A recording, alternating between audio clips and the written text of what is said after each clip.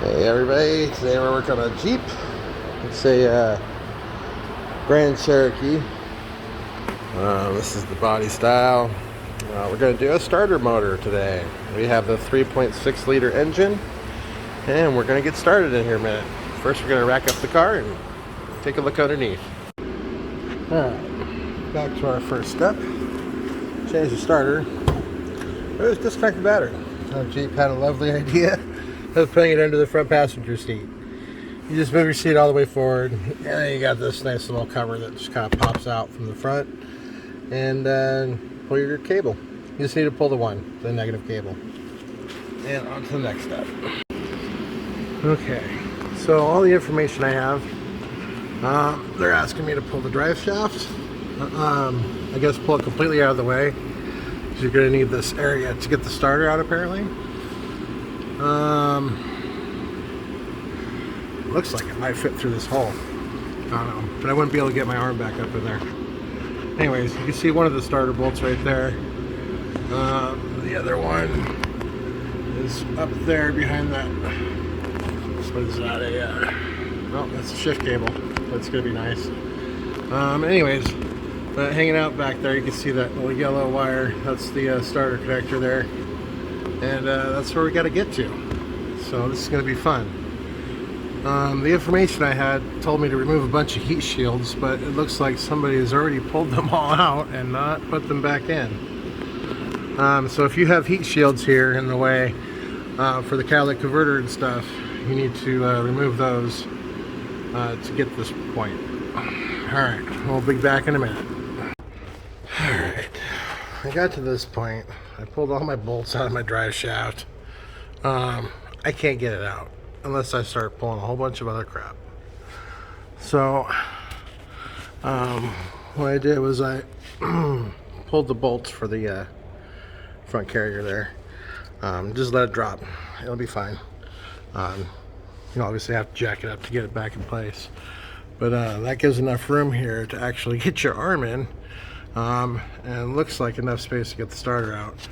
Now I cannot get to those connectors, but I see that they connect further back here.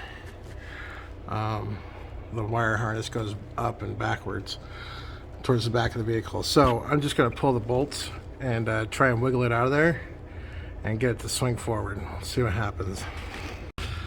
Okay, I've removed the two bolts. Okay, you have to kind of mess with the shift cable there to get them accessible. Anyways, now I've got the starter kind of loose, but I notice it's not going anywhere.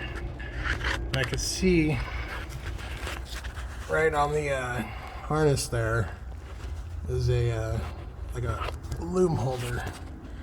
Damn. So that keeps it from touching the exhaust, obviously. That'd be bad.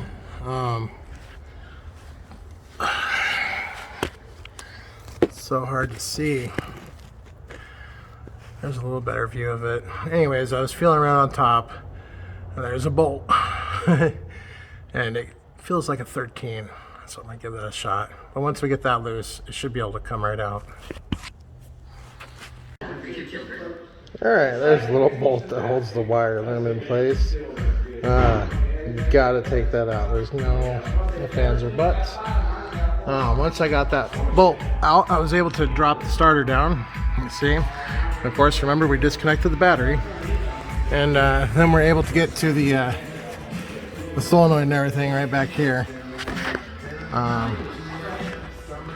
Makes it a pretty easy access. So you're not trying to get the wire before you pull the starter out. You gotta do it when it's down. Makes it a lot easier. And then once you get that off, it's just pretty easy. Just pull it out through the hole. Looks like we got plenty of room there. And reverse order of removal. Reversed in order to get it out. You need to have the starter here flipped around in reverse to be able to take it out. And just a couple wiggles and you're all free. Thank you, Jared. One more thing.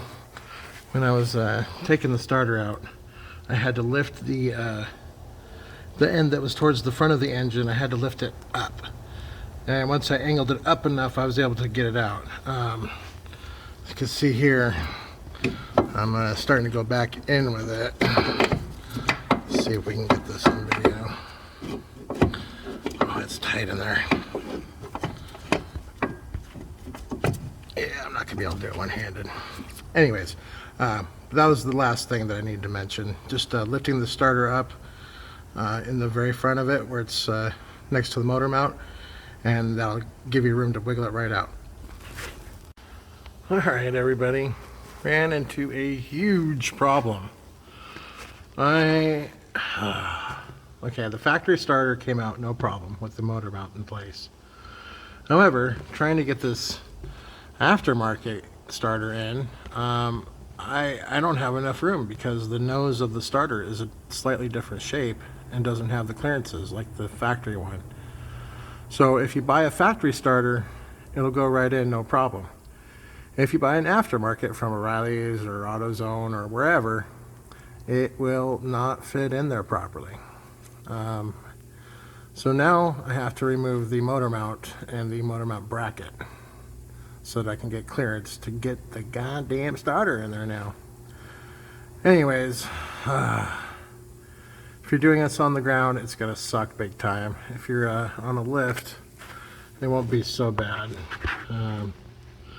There's a lot of stuff to take apart, and you have to support the engine on that side so that it doesn't collapse down, either from the top or underneath when you're, you know, you can put a block of wood on the oil pan here with the jack, and that would be fine.